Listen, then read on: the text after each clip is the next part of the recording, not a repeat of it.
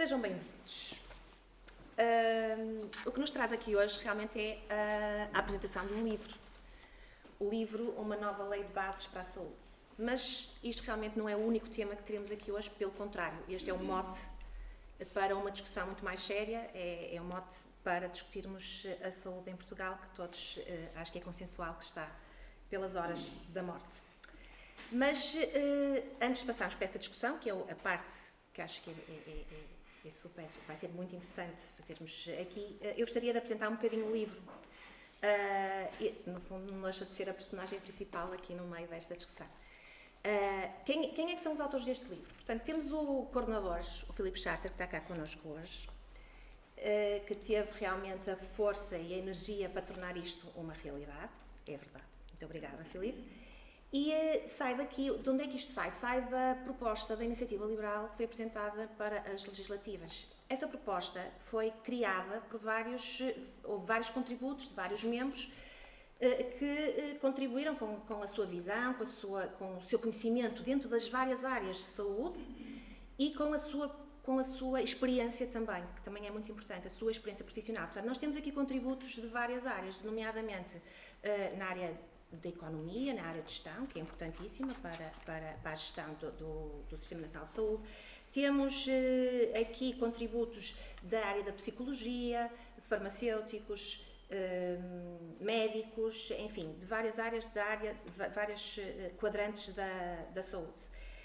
E para completar esta proposta, entendeu-se bem ter um testemunho também de pessoas ligadas à saúde e que têm contribuído bastante também para aquilo que é hoje em dia o Sistema Nacional de Saúde. Então temos o testemunho. Eu vou elencar porque acho que são importantes também que se conheça quem é que está aqui a contribuir para este livro. Portanto, estamos a falar do Alexandre Lourenço. O Alexandre Lourenço foi presidente da Associação Portuguesa dos Administradores Hospitalares, da APA, e neste momento é o administrador hospitalar do Centro Hospitalar da Universidade de Coimbra, portanto com uma vasta experiência a nível da gestão hospitalar e da saúde, a economia da saúde. Temos também o Nadim Habib, que é um mestre em economia e que também tem desenvolvido bastantes trabalhos no setor da saúde. Carmen Garcia, uma enfermeira, que alguns de vocês devem conhecê-la até das redes sociais. É a enfermeira imperfeita e a mãe imperfeita. E a mãe imperfeita. Portanto, e que nos dá aqui um testemunho de quem realmente vive por dentro do SNS e os problemas que enfrenta no seu dia-a-dia.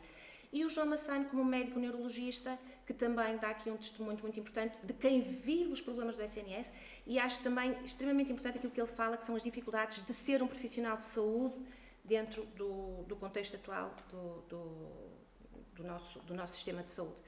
Portanto, e curiosamente, todos estes testemunhos que aqui temos são consensuais. Curiosamente não, acho que todos estamos à espera que assim fosse, ou seja, aquilo que se verifica é que realmente o SNS está falido ou está em vias de falir e que é preciso salvar o SNS. E que também é consensual é o seguinte, é que as soluções já não são soluções do tipo paliativos, ou seja, não é só... As soluções não passam apenas por atirar o dinheiro para cima do problema ou fazer um financiamento ao SNS, porque, aliás, vejamos que nos últimos tempos é o que tem acontecido, não é? Maior financiamento, mas o resultado não tem sido melhor do que aquilo do que seria esperado. Portanto, também é consensual que é preciso, então, uma mudança estrutural. E é isto que este livro traz. Este livro traz realmente uma visão completamente diferente do que pode ser o nosso Sistema Nacional de Saúde. Traz uma visão de um ângulo diferente, uma forma de pensar a saúde diferente, completamente disruptiva daquilo que tem sido o nosso Sistema Nacional de Saúde. Eu gosto muito da frase que o Alexandre Lourenço usa aqui, que é uma visão desempoeirada, ou seja, completamente fora daquilo que é as amarras ideológicas e que nos irão permitir olhar para este problema de outros ângulos e com outras soluções e que podem termos aqui realmente alguma solução. Não podemos esquecer que o Sistema Nacional de Saúde já há 70 anos que tem este desenho, portanto não há dúvida que será aqui uma diferença. Portanto, para este debate temos cá então duas pessoas extremamente importantes, extremamente importantes, o nosso Filipe Charter e o Luís Sá, que vou passar a apresentar. Então, o Luís é doutorado em Economia, com tese sobre concorrência e indústria hospitalar, atualmente investigador do Núcleo de Investigação em Políticas de Economia e Empresariais da Universidade do Minho.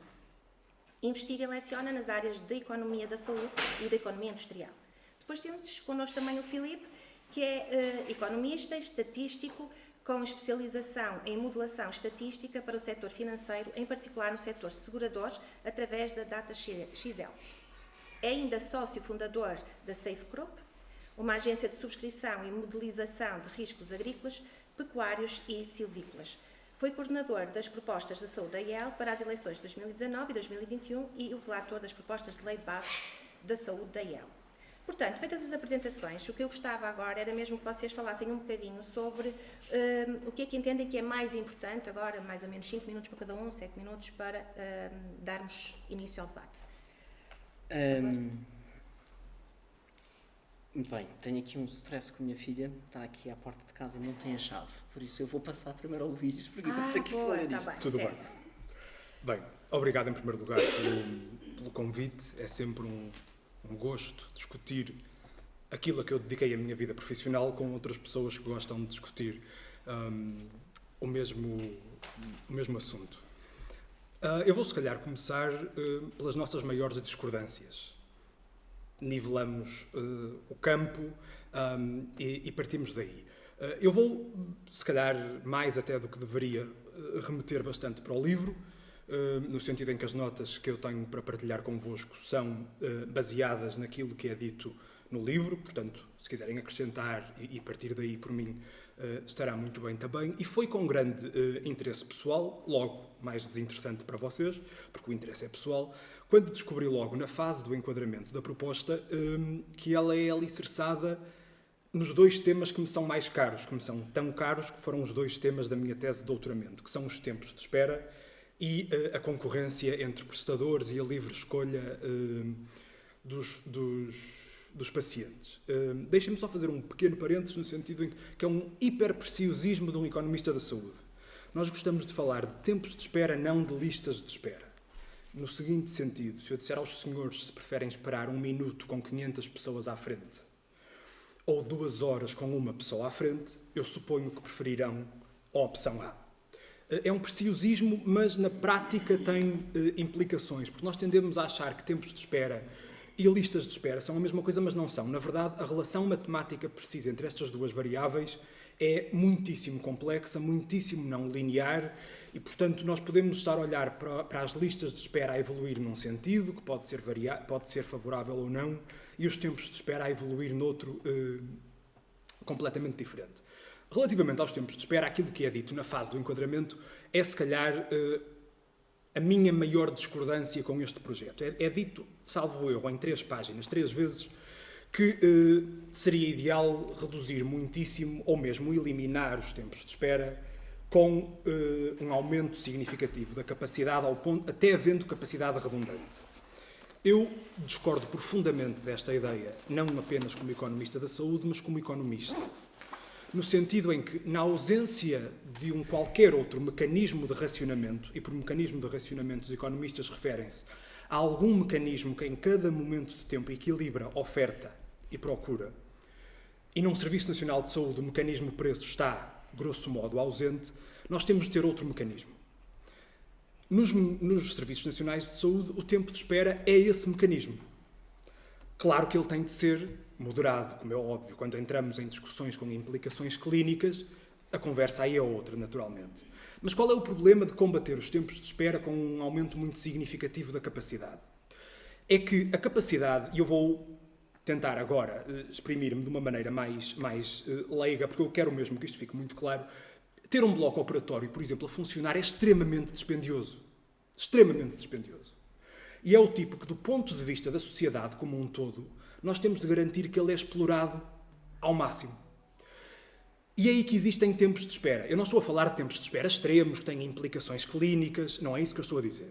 Mas nós temos de garantir que, perdoem-me a expressão, há sempre alguém à espera para ser tratado a seguir, para nós termos a certeza que essa capacidade instalada é explorada.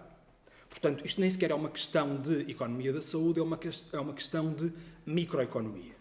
E essa garantia de utilização da capacidade nós podemos fazê-la de duas maneiras, que é, podemos usar o mecanismo de racionamento preço não monetário, tempo de espera, ou podemos usar um preço monetário efetivamente, porque não se enganem, quando nós temos preços monetários, ou quando temos copagamentos, ou co-seguros, ou franquias, continuamos a ter um mecanismo de racionamento que garante que num determinado momento a oferta é igual à procura.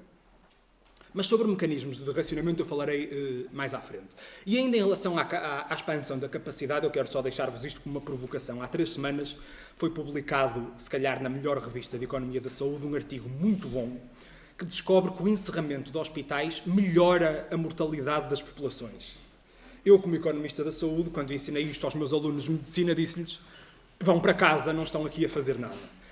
Mas reflete a ideia de nós não queremos qualquer capacidade. E se mais à frente, sobretudo quem nos está a ouvir, quiser falar, por exemplo, da distribuição geográfica de médicos, esta questão da capacidade volta a aparecer aqui.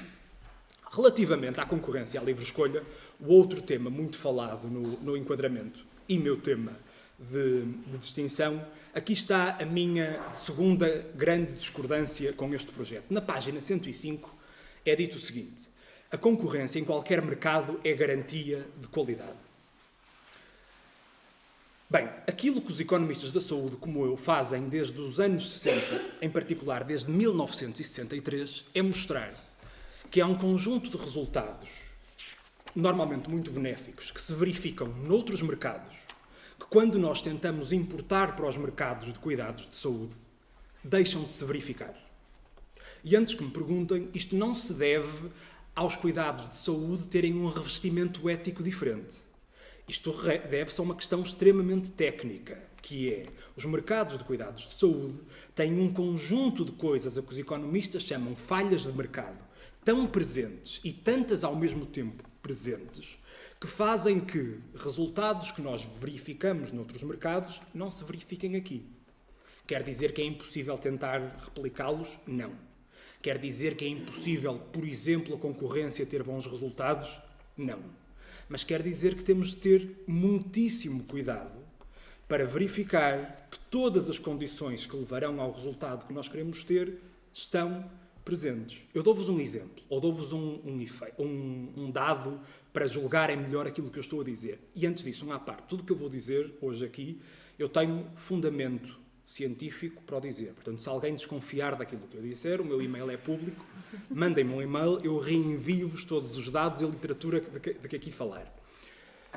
O efeito na literatura, e aliás, eu trabalhei com o meu orientador porque ele decidiu estudar sobre isto. Quando nós olhamos para a literatura sobre o efeito da concorrência na qualidade dos cuidados de saúde, ele é, em muitos casos, misto, mas eu diria que é globalmente positivo. Portanto, aí estamos bem. Contudo, ele é bastante moderado. E eu dou-vos um número concreto. Há um artigo de 2016, publicado na American Economic Review, que é uma revista científica de topo na área de economia, publicada por 2 grandes economistas da saúde, o Martin Gaynor e a Carol Proper, que estimam o efeito da reforma de concorrência no SNS inglês em 2006 na mortalidade no bypass coronário. Boas notícias. O efeito é positivo. A mortalidade cai. Mas a mortalidade neste procedimento, que é relativamente grave, cai 0,02 pontos percentuais. Quantitativamente, sobretudo se eu for um paciente de bypass coronário, 0,02 é maior que 0. Eu fico contente. Mas, convenhamos, com uma redução de 0,02 pontos percentuais ou 3% na taxa de mortalidade, não é uma panaceia. Portanto, a concorrência nos mercados de cuidados de saúde pode globalmente ter um resultado positivo, mas não é uma panaceia. Há um artigo mais recente, de 2020, publicado por um coautor meu, que olha exatamente para a mesma reforma e para este mesmo procedimento não encontra efeito nenhum, nem positivo nem negativo, e, por exemplo, para as próteses da anca e do joelho encontra um efeito negativo. Também pequeno. Como, aliás, quase tudo nos cuidados de saúde, os efeitos são quantitativamente, bons ou maus, lamento-vos, estou a desiludir, são razoavelmente pequenos. Dito isto, eu penso que nós concordamos talvez naquilo que é principal e que está antes da economia da saúde, que é as instituições serem instrumentais. No sentido em que eu, enquanto economista da saúde, não olho para o SNS ou para qualquer outro sistema de saúde ou serviço de saúde como um fim em si mesmo.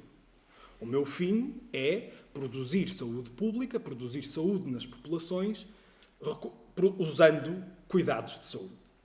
E, portanto, a mim interessa-me escolher o sistema que melhor serve a este propósito. Portanto, as instituições, para mim, são instrumentais. Filipe, o problema está resolvido? Ou continuo? Não, eu já tenho aqui as minhas notas e, pelo menos, a minha filha já conseguiu resolver o problema. Já estás mais tranquilo. Já estou mais tranquilo, agora não consegue. Diz que, enfim, o computador ficou na escola e então não vai conseguir estar no fim de semana, o que estranhamente está-se a queixar. Muito bom. Muito obrigado a todos. Peço desculpa por esta questão. Luísa foi assim, salvou-me. Eu já tomei aqui um conjunto de notas, mas vou começar talvez pelo início e depois vou tentar logo começar a rebater. Primeiro, porquê é que nós precisamos de um SNS?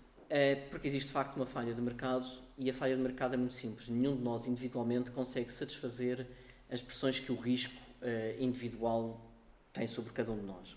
Se fosse um modelo em que cada um de nós só pagava para si próprio, podíamos ter um modelo de transferência, como é a segurança social, em que os mais velhos pagam sobre os mais novos, mas toda a gente tem a certeza, de maneira geral, que vamos todos chegar à idade da reforma e por isso podíamos beneficiar. Mas o SNS é uma componente de risco e essa componente de risco é catastrófica.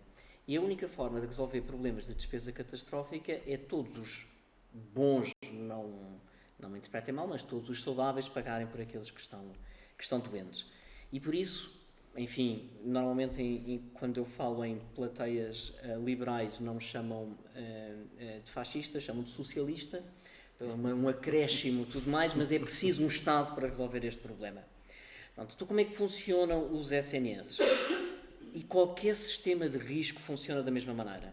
As pessoas pagam por uma entidade central e, tipicamente, se for um modelo mais americano, eu vou aqui agilizar conceitos, mas se fosse um modelo mais americano, cada um pagava de acordo com o seu risco, mas em modelos europeus de sistema universal, cada um paga de acordo com a dimensão que pode, ou seja, quem mais tem dinheiro paga mais, seja por flat, seja por progressivo, paga por uma entidade central e essa entidade central agiliza os contratos e a forma de organizar com os prestadores. Essa entidade central é fundamental para que se possa acomodar diferenças de risco, ou seja, todos pagam para um bolo e esse bolo depois distribui a preços de mercado a contratualização. Porquê que, na nossa opinião, o SNS não corre bem? E depois já vou tentar rebater prémios nobres da saúde, o que é sempre aberrante da minha parte. Porque a função de financiamento e de prestação está ligada e não tem, de alguma forma, concorrência. E aquilo, ao ouvir o professor Luís, porque eu acho que é assim que tem que ser tratado, tem a ver com o seguinte, é que, de facto, os problemas de curto prazo e as medições de curto prazo têm sempre ganhos negativos. Mas a única forma de nós promovermos ganhos e transformações estruturais de longo prazo é quando os incentivos estão alinhados com aquilo que nós queremos nas organizações. E talvez eu não consiga demonstrar melhor a diferença e a necessidade de termos concorrência de nós olharmos para modelos em que tem um bocadinho mais concorrência para modelos em que não têm a concorrência suficiente. Quando nós depois vamos analisar cada um dos casos, nós vemos que os países que têm mais concorrência, tipicamente nós inspiramos na Holanda, também é mais rico, provavelmente começaram o SNS mais cedo, e quando nós vamos olhando para cada um dos casos, não conseguimos, o termo estatístico, existe um co-founding, existe muita confusão entre os fatores e nunca se consegue ter a certeza absoluta que o modelo que faz com que modelos como os holandeses, como o alemão, que tenham pouco tempo de espera, e não listas de espera, seja a organização. Mas a questão toda, e talvez a melhor resposta que posso dar é a metafórica, é do Galileu, que dizia, quando foi contraposto, a resposta que recebeu foi, no entanto, a Terra move-se. E, no entanto, se nós não quisermos olhar para os modelos europeus de concorrência, olhamos para os seguros de acidentes de trabalho em Portugal, que é uma área em que o Estado abdicou ainda antes do Estado Novo, da sua responsabilidade social. Ele funciona com um modelo concorrencial, ou seja, tem uma seguradora, e não é responsável pela prestação. Se um de vocês aqui caísse em trabalho e fosse para um hospital público do SNS, esse hospital público poderia exigir que a seguradora privada lhe pagasse. E nós nunca ouvimos falar que ela tivesse problemas, que as pessoas fossem maltratadas. Deve haver sempre um caso que vai abrir o CNN, Break News, mas de uma maneira geral aquilo já existe há quase 100 anos e na prática corre bem. E por isso o maior desafio que eu tenho não é contrapor os ganhos 0,3, 0,4, 0,5, que sei que são verdade e só podem ser. A questão toda é que nós temos que alinhar um sistema para que as inovações incrementais possam fazer a diferença.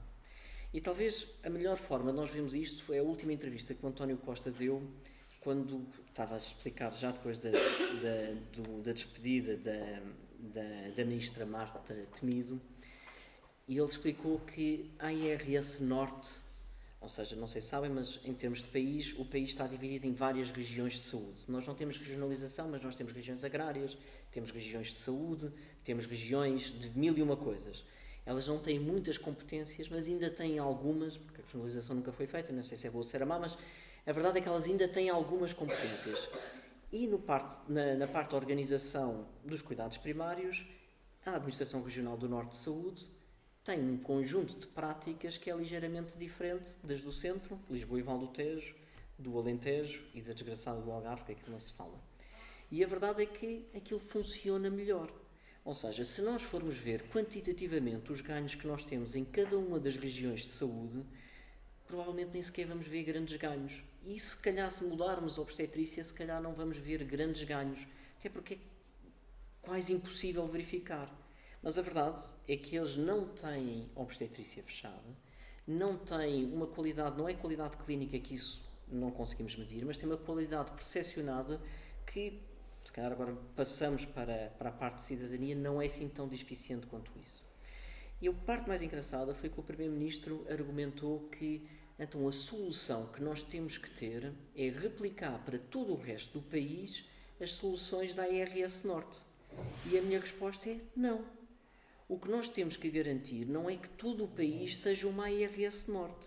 O que nós temos que garantir é que a IRS Sul consiga compreender o que a IRS Norte fez de melhor, vá lá, copie e ofereça também ao mesmo lado. Porque se nós nivelamos tudo pela IRS Norte, numa segunda iteração, nós já não temos mais nenhuma inovação. Dá a ideia que atingimos a perfeição e a excelência e o nosso pináculo. E daqui a 10 anos vamos chegar à conclusão que se calhar já não há a IRS Norte que está a funcionar melhor, é a do Sul, é a do Centro e a de Lisboa. A nossa proposta, na prática, ela não tem soluções de organizações de prestadores. Ela não tem nenhuma proposta concreta sobre como é que o Estado se deve organizar. Ela foca sobretudo numa organização em grandes sistemas e acreditamos, e aqui é um ato de fé, que eu acho que essa vai ser a crítica que o Luís nos irá fazer, mas que tem algumas evidências, pelo menos não é totalmente descabido. Existem algumas evidências que, se nós pelo menos alinharmos os incentivos, as coisas correm melhor. Então, e vamos tentar dar poder a cada uma das pessoas. A principal ideia democrática que nós temos é que o voto é a arma do povo, mas depois das pessoas votarem, ficam todas desarmadas. Como é que isto se resolve numa economia de mercado? Cada um de nós, no seu dia-a-dia, faz escolhas enquanto consumidores. E é isso que faz a sociedade ligeiramente progredir, independentemente de haver bens públicos que têm restrições maiores do que nós às vezes queremos admitir. Então o que é que nós podemos fazer? Então, como cada um paga de acordo com a sua capacidade, significa que nós vamos igualizar. Não há nem mais ricos nem mais pobres, porque como todos nós pagamos por um bolo e esse bolo vai contratar com cada um dos prestadores, é como se cada um de nós ficasse com uma mochila e todos têm o mesmo rendimento médio. Ou seja, os mais ricos pagaram aos mais pobres e os mais pobres beneficiam dos mais ricos. E nesse sentido, agora dizemos, meus amigos, vocês todos valem o mesmo, procurem a vossa melhor solução. E isso dá-nos um enorme poder. Essa é talvez a grande reforma. É o dinheiro seguir o utente e toda a gente valer o mesmo para o SNS, que eu acho que é a questão mais difícil por vezes de explicar. A segunda questão é garantir que na prática não há um problema de financiamento. Qual é o problema de financiamento em bens públicos e em seguros de uma maneira geral? Em seguros existem dois tipos de financiamento, ou de prestação fixa ou de contribuição fixa. O que é que isso quer dizer? Se eu fixo aquilo que as pessoas recebem, na prática eu tenho um compromisso a dizer, olha, aconteça o que acontecer, eu vou-lhe pagar 1.000 euros para a sua saúde. O que significa que se eu não tiver 1.000 euros, eu comprometi-me a arranjar, eu sou obrigado a vender, a esconder, o que quiserem para eu conseguir garantir aquilo que prometi. O outro modelo de bem público é fazer que é a contribuição definida, que é de saber o seguinte, eu vou gastar 3% do salário, 4% do salário, 10% do salário, 100 euros, eu defino a contribuição e vou-lhe dizer, olha, eu com a sua saúde, eu vou contribuir esta percentagem ou este valor. E aconteça o que acontecer, eu prometo que giro bem. Se não for suficiente, olha, paciência. Qual é a diferença desta grande tensão? A diferença é bastante grande, porque quando nós temos prestação fixa, nós na prática temos um cheque em branco e é isso que acontece com o nosso SNS. No nosso SNS nós dizemos que, e vem uma frase que veio da construção do SNS do Estado Novo, que diz o seguinte, nós temos que pagar todos os cuidados de saúde nos limites financeiros e técnicos disponíveis. Ora, se nós pagamos o SNS nos limites financeiros, técnicos e disponíveis, é um cheque em branco. Então como é que o Estado funciona? Ele diz que não é preciso pôr mais, por isso não é preciso ser um cheque em branco, porque é igual ao do ano passado, e todos os anos está sempre a dar pancada na despesa e nunca está disposto a fazer investimento, porque nem sequer tem autoridade moral, nem sequer tem dinheiro para o fazer. Porque não pode dizer que precisa de fazer mais investimento, porque ele acabou de dizer que estava tudo bem. Ele não pode reconhecer que existem falhas, porque se reconhece falhas, tinha que pôr muito mais dinheiro em cima do sistema. É de alguma forma o mesmo problema que nós temos com o déficit de 3%. Não há nenhuma razão objetiva de 3%. Houve quem já tenha feito umas contas, mas podia ser, como uma vez disse um economista, podia ser o número pi. 3,14, 15, 16, ou podia ser 2. O que interessa é que haja uma contribuição definida e nós temos que gerir da melhor maneira. E a partir desse momento, todos os alinhamentos e todos os investimentos, de alguma forma, passam a ser um bocadinho mais racionais, porque é assumido. Olha, o meu contrato social que eu tenho com a população é gastar 13% do PIB, 11% do PIB, 20% do PIB. É assumido. E não se gasta nem mais, nem menos. É extraordinariamente mais duro, mas é ao mesmo tempo mais transparente. A última nota que vos queria passar tem a ver com porque é que nós estamos aqui a falar entre portas, porque é que a parte da liberdade de escolha, ou seja, nós pagamos todos uma entidade central, cada um vale o mesmo, mas porque é que nós também pomos muito peso para que haja concorrência dos dois lados, ou seja, porque é que nós não queremos apenas um financiador, um Estado? Se vocês lerem a proposta, o que nós dizemos é que nós não pagamos apenas uma entidade, mas vamos pagar a uma de 5 à nossa escolha. E o que nós dizemos, existem 5 administrações regionais de saúde e nós vamos obrigar a Administração Regional de Saúde do Norte a oferecer serviços no Sul, no Algarve, e a do Algarve fornecer serviços no Norte. Ou seja, é como se nós tivéssemos 5 mini SNS a concorrer no mesmo retângulozinho. Ou seja, e nós podemos escolher da mesma maneira. E isso, do ponto de vista financeiro, e que qualquer professor de economia olha e vê, meus amigos, isto é uma enorme ineficiência. Porque não há economias de escala, não há capacidade de dinamizar o risco, as pessoas eventualmente não vão conseguir saber escolher. Mas a verdade é que se nós tivermos 5 mini SNS em concorrência, na prática nós não resolvemos o problema de listas de espera perfeitamente, mas começamos a alinhar os incentivos financeiros e humanos para que eles se comecem a resolver. Nem que seja pelo simples motivo que na prática, se a pessoa está descontente, pode mudar. Deixem só concretizar isto um pouco melhor. Em Lisboa, como vocês sabem, existe a maternidade Alfredo da Costa. ela foi construída como reparação da Alemanha pela Primeira Guerra Mundial. Ela estava na periferia da cidade, depois ficou no centro da cidade e hoje a cidade no seu auge teve 1 milhão e meio de pessoas, hoje tem 500 mil. Mas a maternidade continua sempre no mesmo sítio, apesar da maior parte das pessoas viver na periferia. Mas a maternidade não pode sair, não pode fechar. E em parte é porque nós não demos poder aos utilizadores. Isso não tem ganhos de saúde absolutamente nenhuns, mas a prazo vai ter.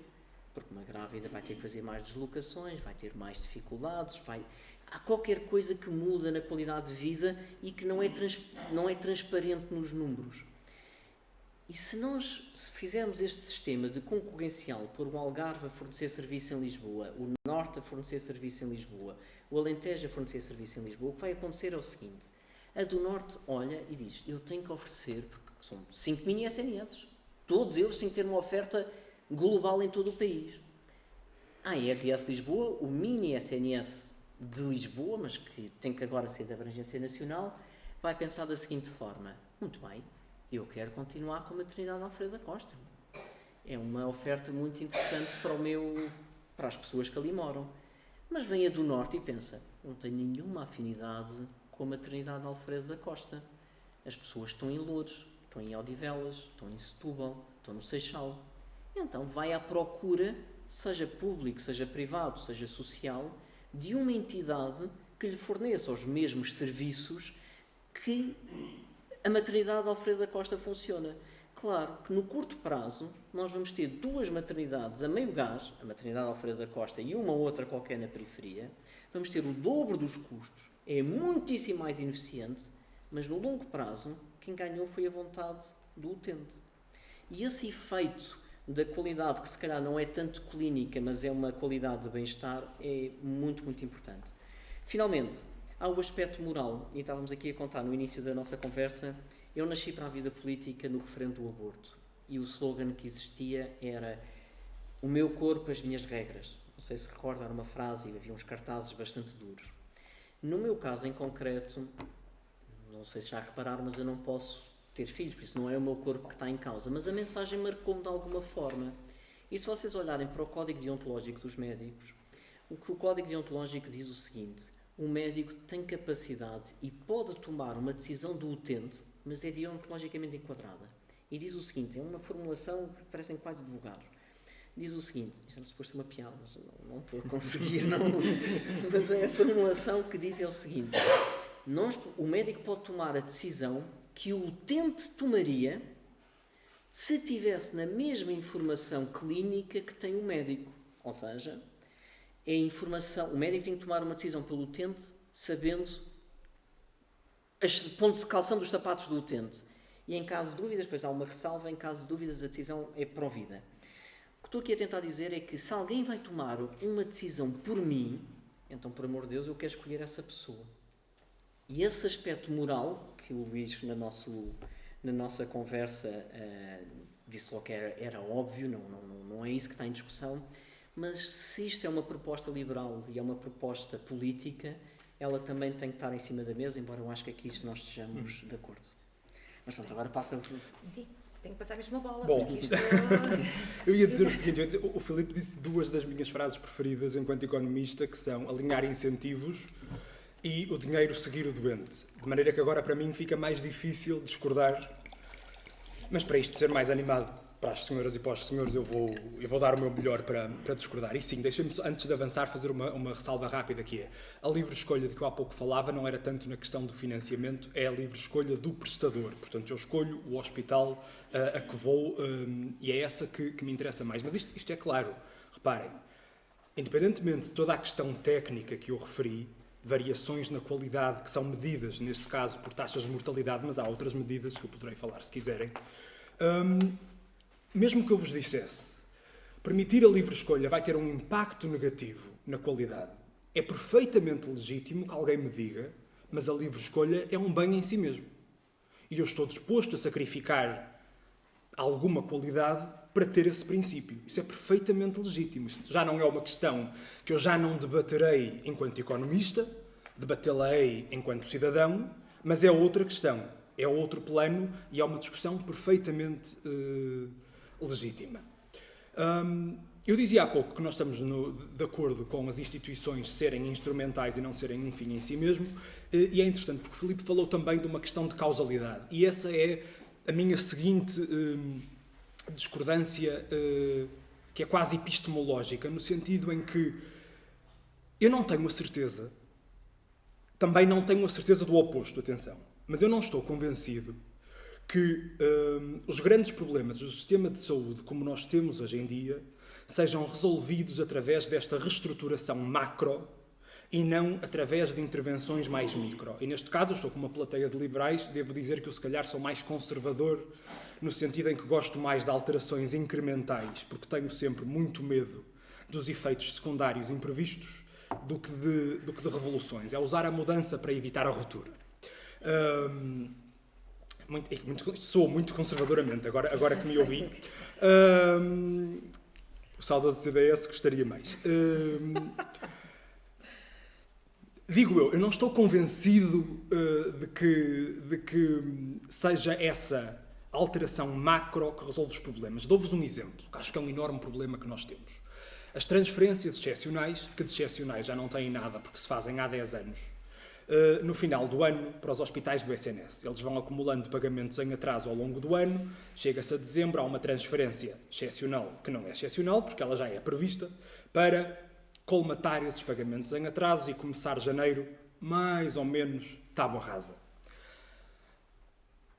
Eu não tenho palavras, bem, na verdade tenho, mas para descrever tudo o que está errado com isso. Isso gera incentivos altamente perversos para a gestão da instituição saber que, no limite, quanto mais dívida eu gerar, mais vou receber no final do ano. Este é o tipo de coisa que eu não tenho a certeza que se resolve com essa reestruturação macro. Ou melhor, até se pode resolver.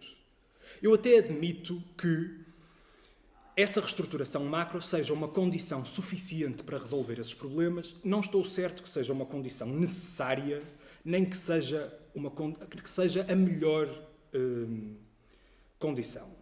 Porque, e mesmo estas intervenções mais micro, se olharmos para aquilo que eu falei há pouco, mesmo elas normalmente têm um alcance limitado. Eu dou-vos um exemplo relativamente aos tempos de espera.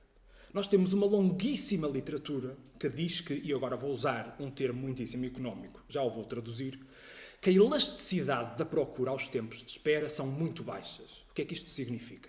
Quando o tempo de espera aumenta 1%, a procura dirigida a um prestador cai muito menos que 1%. Portanto, as pessoas, por mais que se queixem, na verdade, estão até bastante dispostas a esperar. Olhemos, por exemplo, para o caso das notas de transferência e os vales de cirurgia que existem no SNS. Não sei se os senhores sabem, mas quando estamos numa lista de espera, agora sim, lista de espera, e chegamos a 75% do tempo máximo de resposta garantido, o hospital de origem emite ou uma nota de transferência, mas globalmente são vales de cirurgia, para que o utente possa fazer essa cirurgia no setor privado ou social. Em 2019, só 23,8% destes vales é que foram usados. E dos que não foram usados, 62% foram por recusa expressa das pessoas. As pessoas efetivamente disseram, não, eu prefiro esperar. Mesmo no caso das cirurgias oncológicas, quase 60% quase dos que recusaram, 60% foi por manifestação expressa do desejo de continuar a esperar. Olhemos para a livre escolha que existe no SNS desde maio de 2016. As pessoas podem, desde maio de 2016, escolher o hospital onde vão ter as suas consultas de especialidade. A percentagem de consultas fora daquela que seria a área habitual de referenciação em 2021 foi 13%. Portanto, 13,1%, quero ser rigoroso. Das primeiras consultas de especialidade no SNS foram feitas fora daquela que seria a sua área habitual de referenciação. Portanto, 13% destas consultas foram feitas com um interesse manifesto do utente em escolher. Estes são exemplos que eu vos estou a dar. Estes efeitos, na verdade, são todos, ainda que globalmente benéficos, quantitativamente pequenos. E por isso é que eu tenho sempre muitas ressalvas relativamente a panaceias.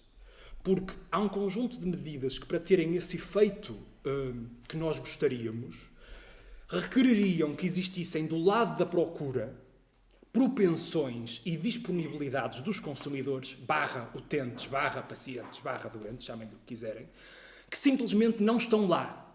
A única coisa que nós sabemos que tem um efeito gigantesco na procura por cuidados de saúde é a distância. A distância manda em tudo. Tudo o resto é muito menos importante. Portanto, não esperemos panaceias. Eu quero, antes de avançar, fazer uma clarificação. E visto que estou numa plateia de pessoas que têm carreira ativa política, eu penso que ela é importante. E em Portugal, quando nós falamos de reforma de sistemas de saúde, fala-se da reforma do lado do financiamento, isto é, como é que a entidade que recolhe o dinheiro o faz, e da reforma do lado da prestação, tudo num cabaz.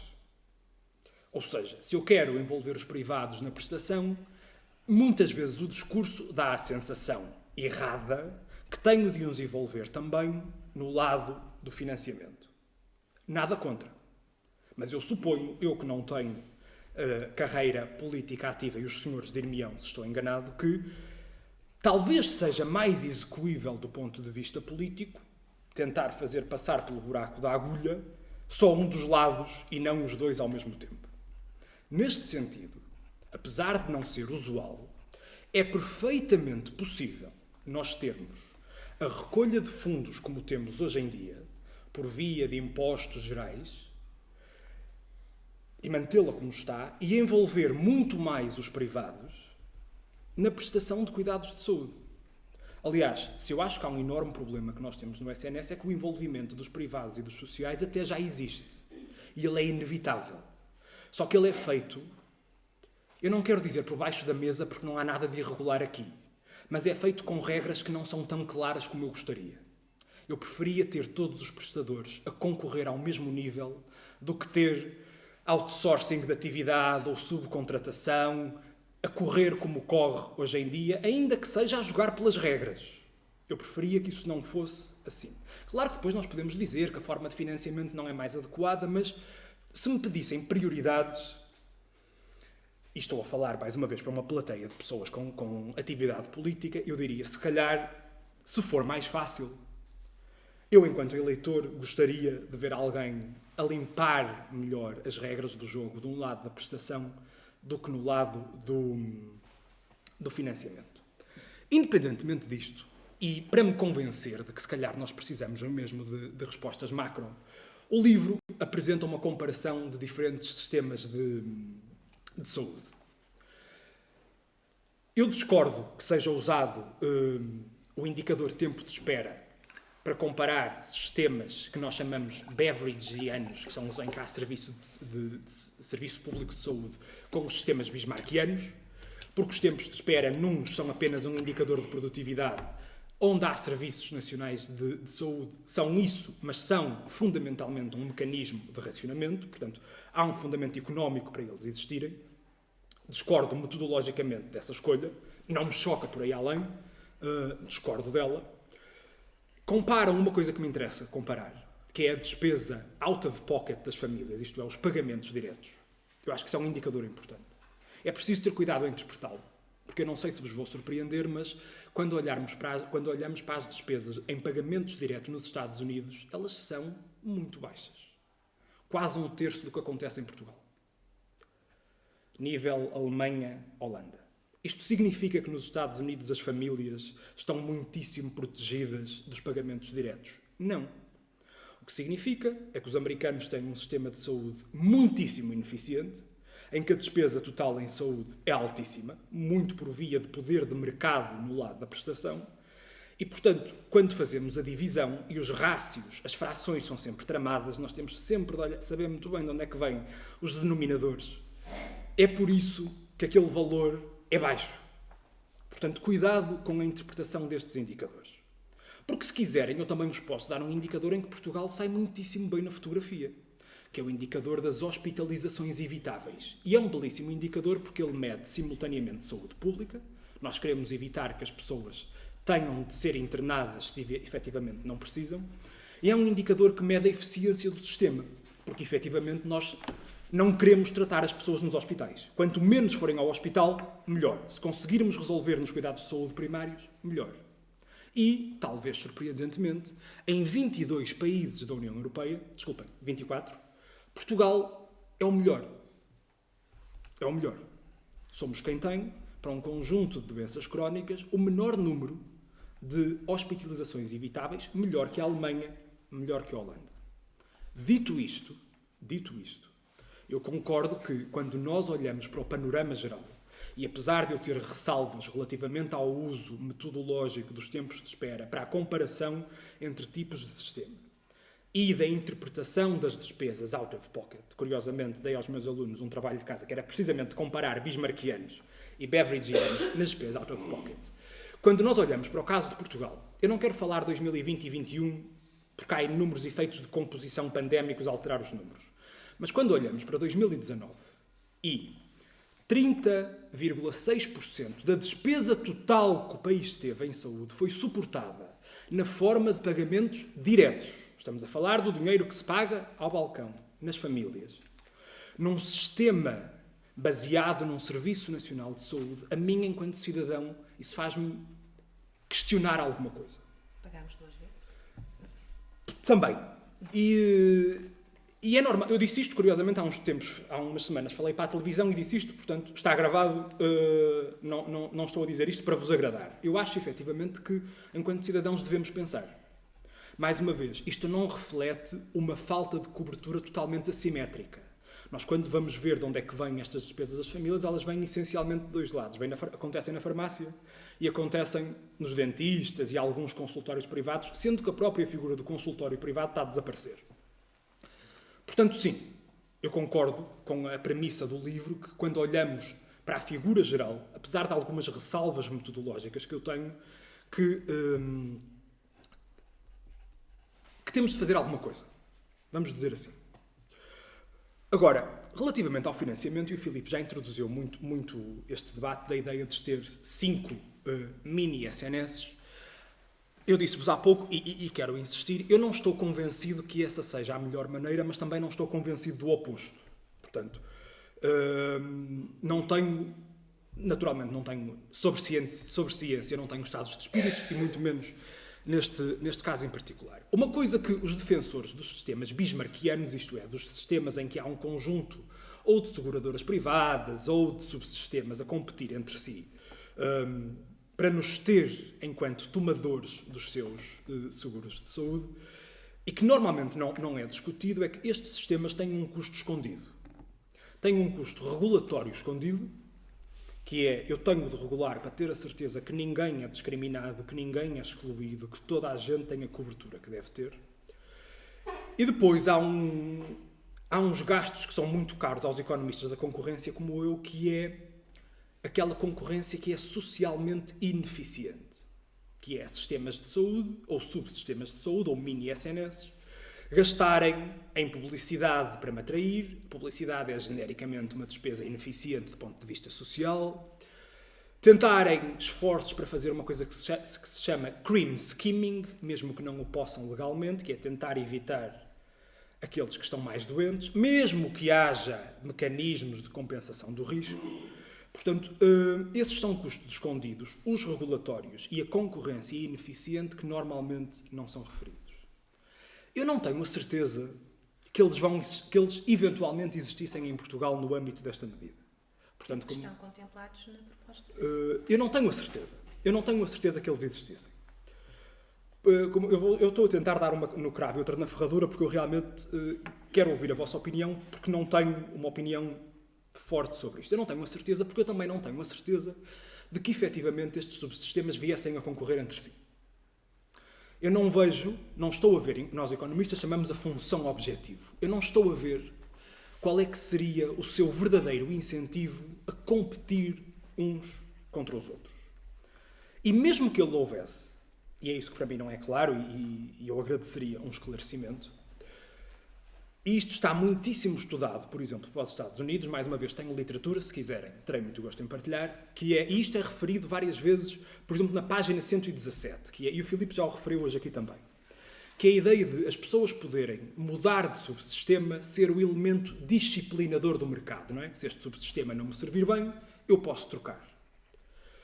Mas há uma coisa que lá está, muitíssimo estudada, que é a inércia na procura por seguros de saúde. Que é, uma vez que as pessoas têm um seguro de saúde, trocar é muito difícil. É muitíssimo difícil. Há um valor para os Estados Unidos que as pessoas estão dispostas até só para, mega aspas, não se chatearem, gastarem mais $1.000 por ano. É dinheiro. Portanto, reparem, a concorrência é ótima. Eu sou um economista da concorrência.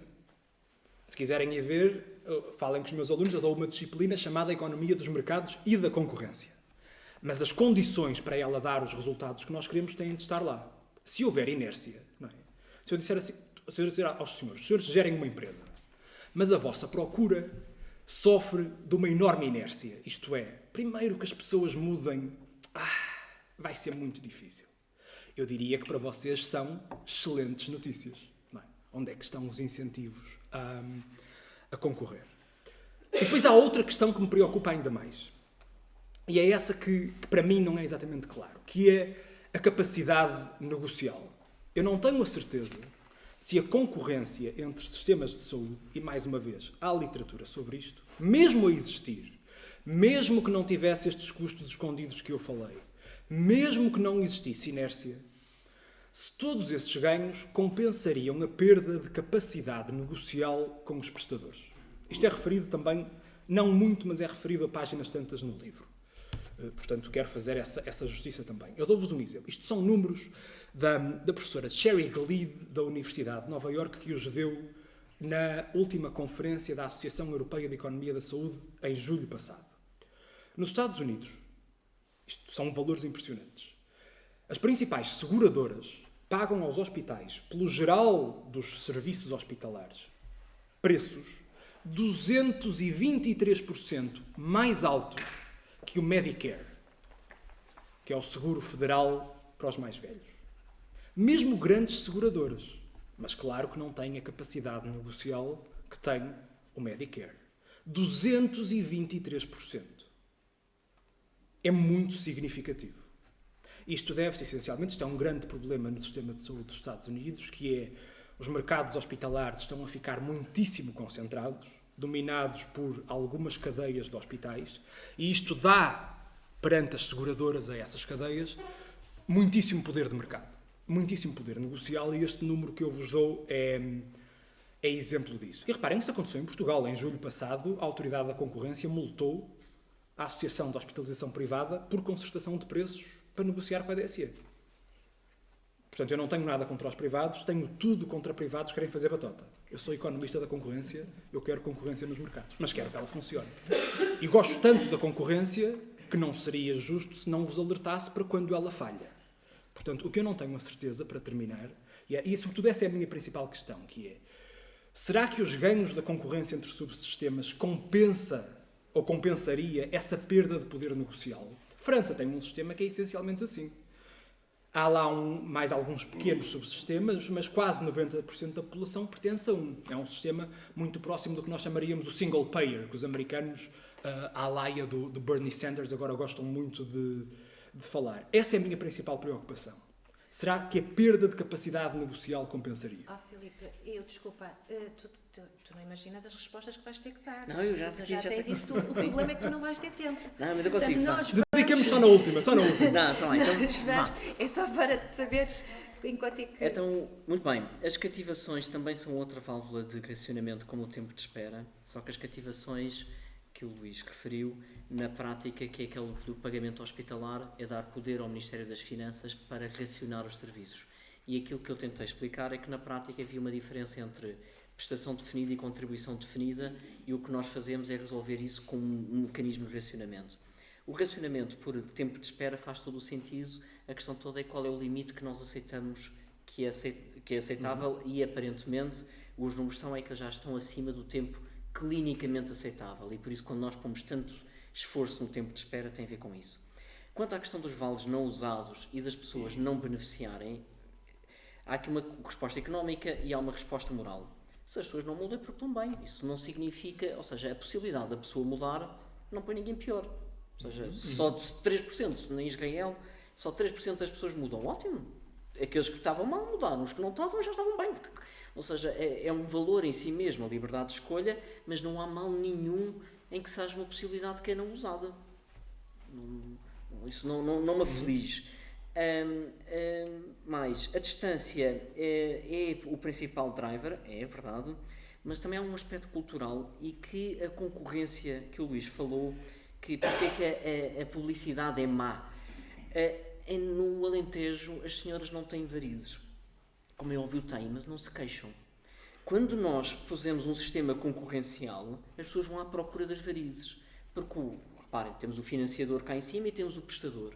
Então o que é que o prestador vai fazer? Vai tentar induzir doenças. E é o que nos acontece, por exemplo, com as cesarianas. As senhoras não precisam de tantas cesarianas, ela não é benéfica para a criança e não é benéfica para a mãe, mas a nossa taxa de cesariana, porque há uma indução de comportamento, acontece. O que significa, o que eu estou a dizer é que a publicidade não tem um custo, ou seja, é ineficiente, mas traduz ganhos em saúde, porque se vai à procura do que a pessoa precisa, às vezes vai-se buscar coisas mais estéticas e tudo mais. O crime screening acontece, por exemplo, com o seguro automóvel. Nós em Portugal não podemos, só para ter uma pequena ideia, não podemos discriminar entre homens e mulheres para conduzir. Mas o que é que as companhias fazem? Fazem um seguro Tarzan. Homem que é homem, compra o seguro Tarzan. E fazem um seguro Hello Kitty. Homem que é homem, não compra seguro Hello Kitty. Eu digo isto porque a maior parte dos seguros são comprados por homens. Não estou aqui a fazer nenhum juízo de valor. Só estou a tentar dizer, de todo há aqui nenhuma... O que estou a tentar dizer é que não se discrimina na perfeição, mas tenta-se jogar com questões culturais. Deixam as pessoas discriminar-se a si mesmas, é isso. A outra mais evidente na parte de seguros de saúde, põe-se os escritórios de saúde no primeiro andar e as pessoas que têm problemas de anca não sobem, por isso automaticamente eu arrumei com metade dos velhos. Pronto, há pequeninas coisas. O que é que nós fizemos para alterar o poder negocial? O que nós dizemos, e foi o Luís em todas as apresentações que fizemos, que destacou, mas acho que me passou a bola para eu rematar aqui à Ronaldo, é que nós o que tentámos dizer é, ok, como é que nós vamos ter aqui, dar essa liberdade de escolha e fazermos com que isto seja tudo mais ginasticado. Apesar da escolha do seguro, do mini SNS, seja individual, nós recomendamos que a escolha seja feita pela entidade patronal. E a entidade patronal tem uma função de objetivo bem definida, que é garantir que os seus trabalhadores não faltem. E isso faz com que a máquina encaixe um bocadinho mais. Ou seja, o que nós dizemos é... Discordo profundamente. Vamos embora. O que estou a tentar dizer é porque, na prática, a entidade patronal vai querer que os seus trabalhadores tenham menos absentismo, tenham menos cuidados para os pais. No caso de acidentes de trabalho, a distância, de facto, é maior. Quanto mais longe o trabalhador está do seu local de trabalho, maior é a duração da baixa para o mesmo tipo de sinistro. E isso dava um incentivo, era para que o trabalhador vier a trabalhar perto do local de trabalho. Não, isso acontecendo, pelo menos o médico tem que lá ir. Mas isso faz com que haja escolhas. Um tipo que se escolhe o seguro de acidentes de trabalho, e isso posso falar como é um exemplo anedótico porque é meu, não é possível ser extrapolado, mas eu conto com a vossa indulgência. Eu escolho o seguro de acidentes de trabalho sabendo que ele vai ter uma clínica caso o meu trabalhador tenha algum problema, ele pode lá ir diretamente. Não vou escolher um que tem a clínica em Almada e eu trabalho em Lisboa, ou aqui em Braga tenho em Guimarães. Vocês não gostam das pessoas de Guimarães, mas... Só para terminar a grande questão, qual é a função objetivo? Ou seja, nós temos, mais uma vez, as pessoas vão escolher um dos 5 mini SNS e esses mini SNS vão contratar as redes.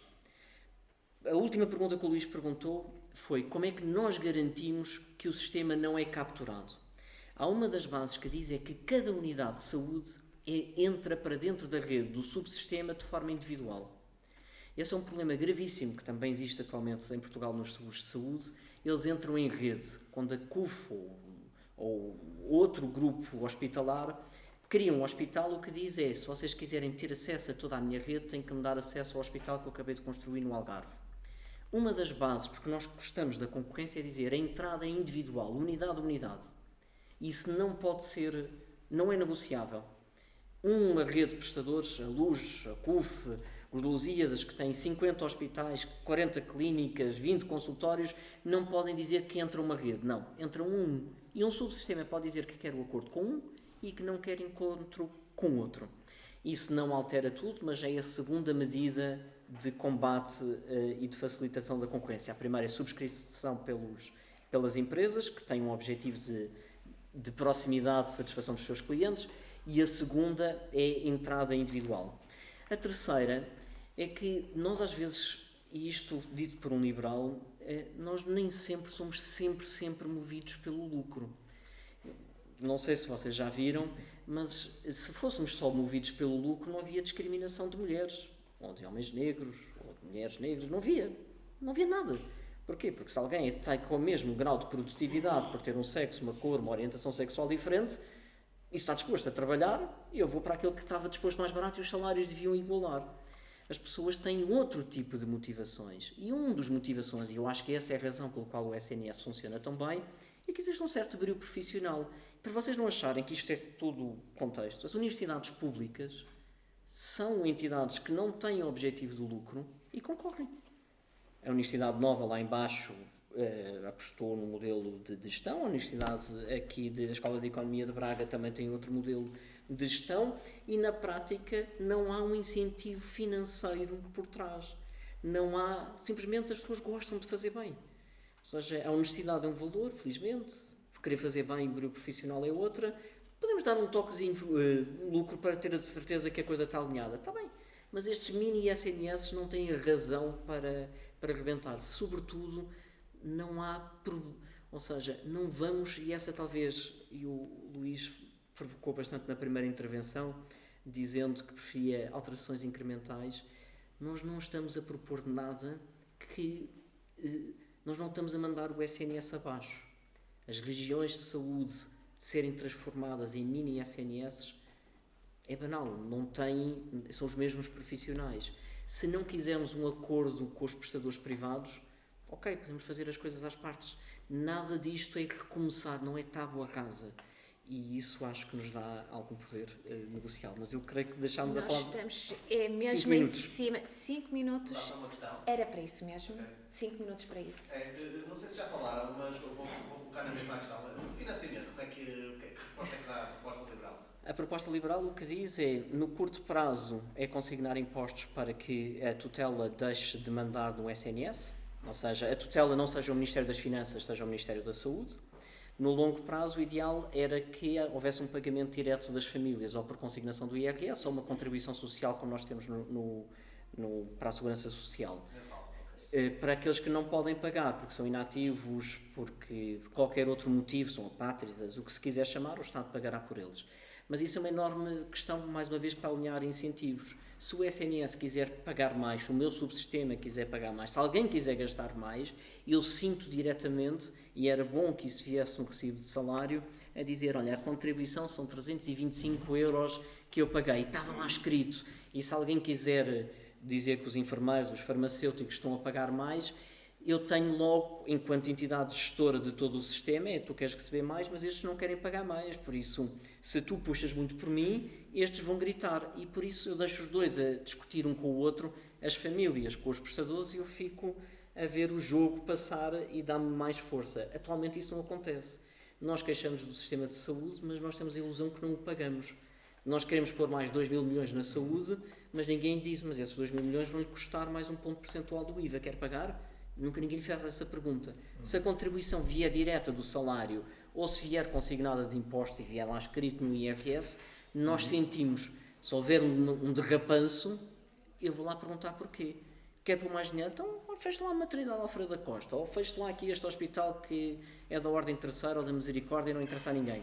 Isso é bom, mas isso é a minha visão, não sei se... Eu até concordo, sim. Deixem-me só fazer Sim, não, porque quero só fazer um esclarecimento, porque o Filipe há pouco falou da ideia das entidades patronais negociarem os seguros. Eu disse, assim, na clandestinidade que discordava, eu só quero explicar rapidamente porquê. Porque isso gera, os economistas chamam externalidades a efeitos que a atividade de um agente económico tem sobre terceiros. Associar fortemente seguros de saúde ou proteção na saúde às profissões gera uma externalidade negativa sobre o mercado de trabalho. E mais uma vez, como eu gosto de concorrência, eu gosto que haja grande flexibilidade no mercado de trabalho. Isto acontece nos Estados Unidos, que é, se eu, para ter um bom seguro de saúde, tenho de estar naquele emprego, ou tenho de manter-me na... É isso que eu estou a dizer. Sim, mas se geram condições em que há melhores condições para quem está num determinado emprego, ou se eu sei que se sair deste emprego vai ser difícil ter um seguro de saúde com as mesmas condições, eu não gosto disso. Mas é que não é essa a proposta. Então, a proposta é, eu posso sempre escolher qualquer um dos subsistemas e a oferta não pode ser vedada. O que eu estou a dizer é, vamos supor que eu sou um iletrado, eu sou um tipo burro, pronto. A minha entidade patronal diz, olha, este subsistema que tu tens não te está a servir, eu recomendo que tu vás para este. Mas o cidadão pode dizer que não. Mas na prática existe como se fosse um personal health advisor que pode ser... Então as entidades patronais não têm um papel de negociar melhores condições de seguro? Não, a oferta é igual. É uma maneira de resolver esse problema que eu falava, sim, isso é bom. Ou seja, é ter um intermediário para que alguém que não tenha... Quando nós dizemos que o país tem 60% de iliteracia funcional, significa que as pessoas leem um texto e não o percebem. E por isso nós queremos que eles agora escolham uma questão de saúde. O que estamos a dizer é, ou tu escolhes, se não souberes escolher, e isto é terrível para quem não tem uma visão certa do que é que são as empresas, podes confiar no teu patrão. Isto deve levantar assim, alguns dilemas. Mas se quiseres, a proposta na versão de 2019 ainda era mais clara. Até podes fazer seguro pelos escoteiros. Ou seja, o que eu quero é que isso também mata aquele crime screening. Por exemplo, pode haver um subsistema que não gosta, com o tema da moda, não gosta de ciganos. Mas se os ciganos estiverem integrados, é incontornável. E a negociação pode-se fazer em pacotes e não é possível expurgar isso. Isso é bom. Obrigado. Mais alguma questão? É para umas 50. Pois, realmente este debate dá pano para Não mangas. sem colocar nenhuma. Havia imensas coisas que eu gostava por meio de discutir, mas... Pois, Fazemos outro debate. vamos ter que fazer outro debate. Eu só cobri um terço das minhas notas, portanto... É que eu ainda nem consegui moderar, porque isto foi, eu nem consegui. Portanto, está controlado? Está controlado. Já. Mais uns minutos. Mais uns minutos. Então quem é a primeira vítima? Ou não, vítima somos nós, que é o primeiro carrasco. Exato. Tenho uma pergunta que se calhar não sei quem abre aqui. Como é que vocês definem qualidade do serviço de saúde? O que é a qualidade do serviço? Como é que se mede qualidade na literatura... Na literatura ou... Na literatura académica... A expressão que eu gostei foi o Serviço Nacional de Saúde está pelas horas da morte. Eu acho que É frase. é muito interessante. A minha pergunta é, tempos de espera, falámos nisso, mas como é que objetivamente nós comparamos se o nosso serviço de saúde é melhor do que o americano, ou que o holandês, ou... São os resultados da Sim. saúde. Obrigado. Sempre que eu me referi a qualidade, e eu falo-vos inserido numa literatura, que é a literatura em que eu trabalho, nós medimos a qualidade... Há diferentes medidas, todas elas razoavelmente objetivas, umas mais extremas que outras, dependendo do procedimento. A mais extrema de todas é a taxa de mortalidade, que se usa para infartos agudos de miocárdio, pneumonias, bypasses coronários, como eu referi, porque realmente é uma medida muito extrema, não é? Se eu morrer, diria que há má qualidade. No caso das próteses, usa-se também, é menos comum, mas também se usa, usa-se, por exemplo, a taxa de readmissão urgente a 28 dias, que eu tenho alta, e se nos 28 dias seguintes tiver de voltar para alguma coisa que ficou mal feita, essa é uma medida de qualidade. No caso das próteses, há também a taxa de revisão, que eu acho sempre muita piada, esta ideia de revisão nos 365 dias seguintes, não é? Se a prótese não ficou bem e eu tiver de voltar, isso é uma medida negativa da qualidade. E agora começa a dar-se um passo com base num indicador que foi criado em Inglaterra há mais ou menos 10 anos, que são os PROMs, isto é o acrónimo de Patient Reported Outcome Measures, que não se usa em todos os casos, usa-se em procedimentos que estão mais relacionados com a qualidade de vida, que é mais ou menos o seguinte: 15 dias antes do procedimento as pessoas respondem a um questionário, 6 meses depois voltam a responder para comparar a evolução e estão muito mais relacionados com questões da qualidade de vida. se vive sem dor, se consegue fazer o seu dia-a-dia com alguma facilidade. Portanto, a literatura... Aliás, há um artigo de 2016, também de um coautor meu que eu gosto muito, que se chama Que tipo de qualidade é que importa?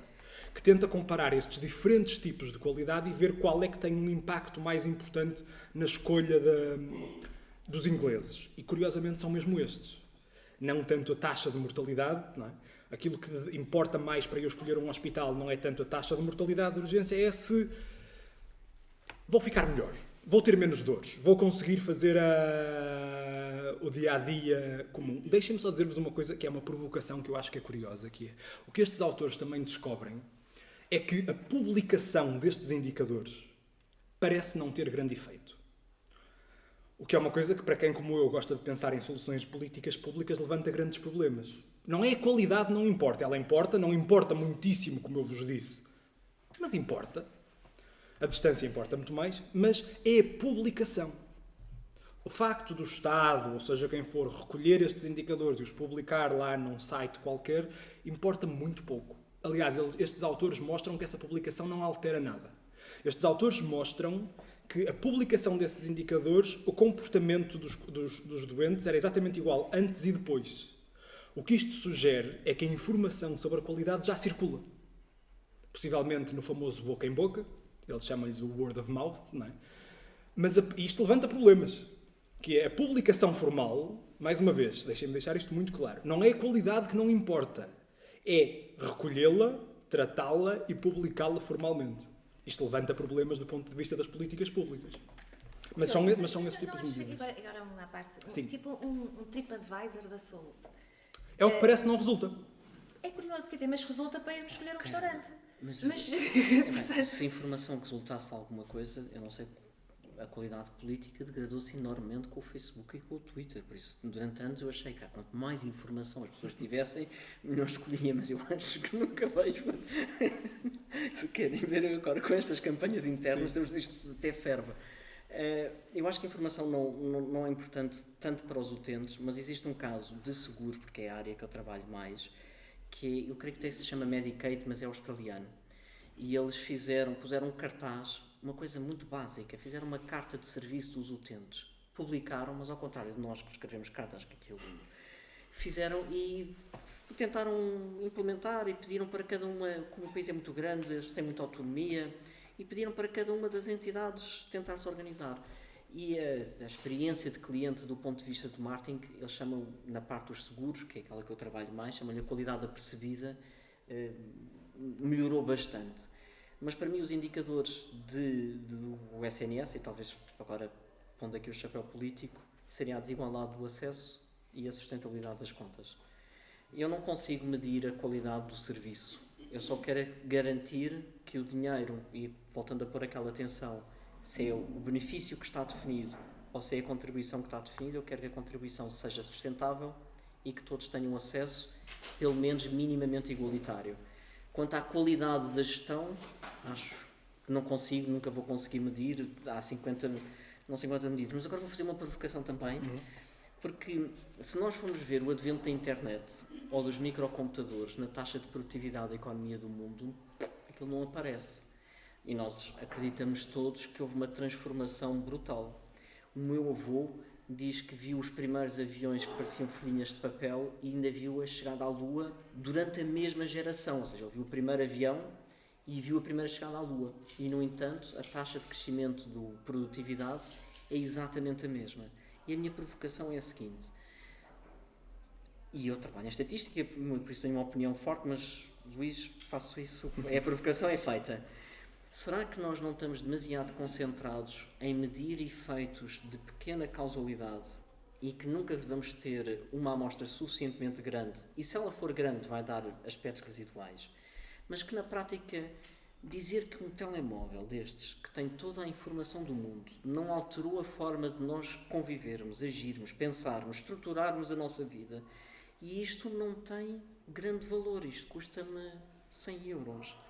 Será que nós estamos a medir da forma certa aquilo que é a produtividade? Será que nós estamos a medir de forma certa as alterações transformacionais, as alterações de gestão? Por muito que eu não goste do SNS, Eu sei que as listas de espera nos anos 80 eram maiores do que agora, mas hoje nós estamos mais insatisfeitos.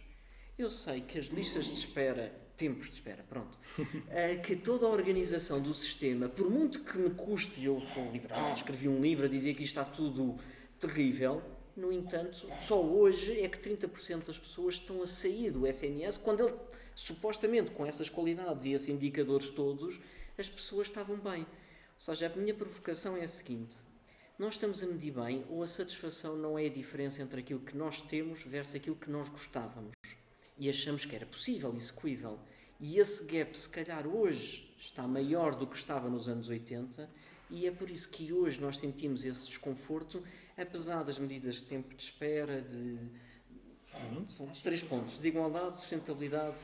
Eu quero ir ao ponto estatístico, porque há 2 coisas, eu não queria ser muito técnico, mas há 2 coisas que nós temos de distinguir, que é, uma coisa é a significância estatística, que isto tem a ver com os tamanhos das amostras, com o ruído que há na recolha de uma amostra e nos métodos estatísticos mais ou menos avançados que eu uso para tratar os dados, que me dizem se um certo efeito que eu estimo é, do ponto de vista estatístico, diferente de zero.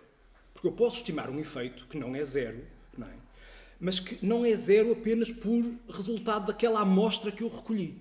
É isso que chama-se significância, grosso modo, significância estatística. Essa é uma coisa. A outra é, uma vez provando que esse efeito é estatisticamente diferente de zero, é a sua magnitude. E é dessas magnitudes que eu tenho estado aqui a falar hoje. As magnitudes que eu vos falei são estatisticamente significativas, mas quantitativamente o efeito é pequeno. Em muitos casos, não sei se vos vou alegrar ou entristecer, para o bem e para o mal, em quase tudo de economia da saúde, os efeitos são, regra geral, pequenos. Os bons e os maus. Relativamente às medidas da qualidade, eu nesse aspecto sou muitíssimo objetivo. A mim interessa-me mortalidade mais baixa, porque, apesar de não estar certo de que estar vivo é melhor do que estar morto, prefiro não morrer para já. Interessam-me taxas de readmissão e de revisão baixas, portanto, essas medidas interessam-me. Essa ideia da percepção, Filipe, ela não é irrelevante de maneira nenhuma. Aliás, estas medidas, como a que eu falei dos ingleses, dos inquéritos e por aí fora, tentam ir um pouco nesse sentido, que é, não é só aquela medida mais extrema que importa, é, será que a pessoa... Isto era sobretudo para procedimentos de prótese da anca, não é? Portanto, é normal que a mortalidade não importe tanto. Se eu vou fazer uma prótese da anca, se calhar a mortalidade não é o que me interessa mais, porque acho que só com um grande azar é que morrerei com esse procedimento, mas interessa-me ver se não vou ter dores, se vou conseguir fazer... Portanto, tanto os sistemas de saúde como os economistas da saúde estão a tentar ir atrás de apanhar essa dimensão. Relativamente a outras diferenças, sim, o que nós fizemos aqui, até para clarificar, quando nós falamos de medidas de qualidade, estamos a falar de medidas de qualidade clínicas, destas coisas como eu falei, taxas de mortalidade, readmissões, por aí fora. Depois há outras medidas que foi as que o Filipe referiu, que são muito mais, que se chamam medidas do acesso, medidas do desempenho, medidas da eficiência. A qualidade, estamos normalmente a falar de coisas muitíssimo clínicas. Acho que falei... Desigualdade e sustentabilidade. Isso faz sentido como medida? Desigualdade, claro que sim. Estão sobretudo no... A desigualdade é sobretudo desigualdade no acesso. No caso do acesso. Sim. E existem. Bem, está na hora. Quero agradecer mais uma vez. Foi fantástico. Nós realmente temos que repetir aqui mais debates deste género, porque isto não há dúvida que contribui imenso para criarmos soluções muito mais assertivas, pelo menos. Pronto, está feito. Vamos então. Obrigado. Muito obrigada.